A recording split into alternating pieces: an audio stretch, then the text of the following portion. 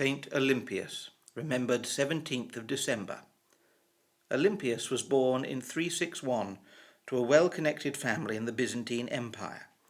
She was left an orphan at a very early age and placed in the care of her uncle Procopius, the prefect of Constantinople. He entrusted her day-to-day care to a woman named Theodosia, who was known for her good and caring lifestyle. Olympias had inherited a fortune, and her uncle had no trouble arranging for her marriage when the time came. Choosing a sometimes prefect of Constantinople, a rather exacting man, but a match that pleased all parties. This marriage lasted 2 years before Olympias was widowed. Several men at the imperial court sought her hand after this, and the emperor encouraged the wealthy young widow to choose a new husband. Olympias, however, declined, saying that, "Had God wished me to remain a wife, he would not have taken my husband away." The emperor persisted in encouraging her to marry, before deciding to put her fortune in the care of the urban prefect, with orders to act as her guardian until Olympias was 30 years old. This arrangement did not sit well, with the prefect attempting to run much of Olympias's life, even hindering her attendance at church or visits with the bishop. Eventually, Olympias wrote to the emperor, somewhat acidly, saying that she was obliged to him for his easing the burden of managing and disposing of her money, and that the favour would be complete if he would order it all to be divided between the poor and the church. Struck with her letter, the emperor made inquiries into her living, and resolved to hand back the running of her estate to Olympias. With her renewed independence, Olympias offered herself to the Bishop of Constantinople to be consecrated a deaconess. This accomplished, she established herself in a large house with a number of women who wished to devote themselves to God's service. Accounts say that her dress was plain, her furniture simple, her prayers assiduous, and her charities without bounds.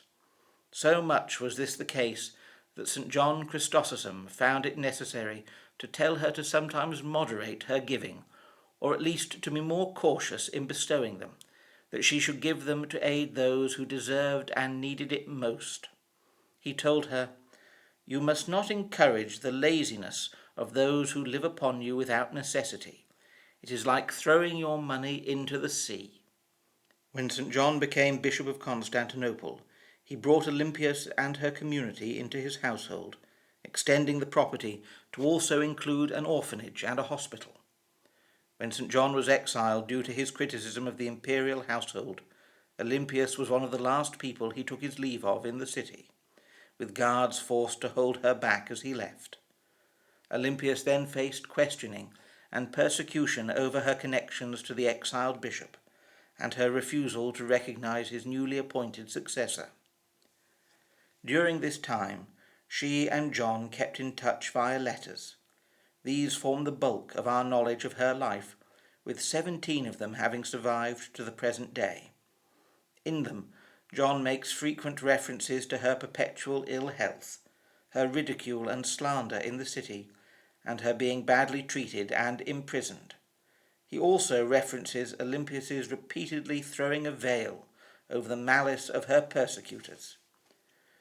She was very ill in the winter of 404, during which time she was also exiled from the city. In midsummer 405, she was brought back and heavily fined for refusing to receive communion from the new bishop. Later, the successor of this bishop disbanded Olympias's community of maidens and widows and put an end to their charitable work. Olympias died in 408 in Nicomedia. She was in her early 40s. Her body was returned to Constantinople, where it was greeted with enthusiasm by the crowds who remembered her kindness and good works, and the name Olympias became popular amongst parents hoping that their children would inherit some of the traits of her character. Saint Olympias is remembered on the 13th of December.